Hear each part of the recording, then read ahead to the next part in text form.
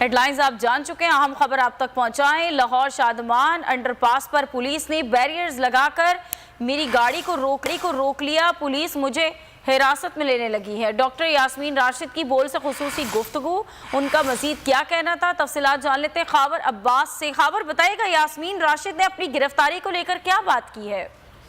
पाकिस्तान तहरीक इंसाफ की सीनियर रहनुमा है, साबिक सूबाई वज़ीर हैं डॉक्टर यास्मीन राशिद साहिबा, जिनका क्लिनिक है अंडरपास शादमान के पास। उनसे गुफ्तगू हुई है। उनकी गाड़ी को इस वक्त जो है यास्मीन राशिद साहिबा के मुताबिक, जैसे कि आप फुटेज में भी देख सकते हैं, जेल रोड अपना शादमान अंडरपास के करीब पुलिस ने रोक लिया है बैरियर लगाकर।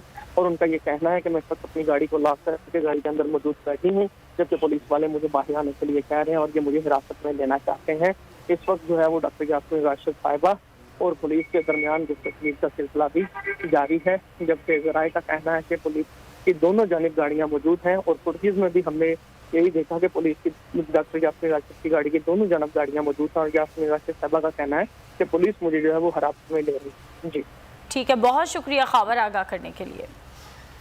खबरों में फिल वक्त इतना ही। अब आप देख सकेंगे प्रोग्राम तज्जिया। किसी भी खबर के लिए विजिट कीजिए हमारी वेबसाइट bolnews.com और देखते रहिए सिर्फ बोल न्यूज़।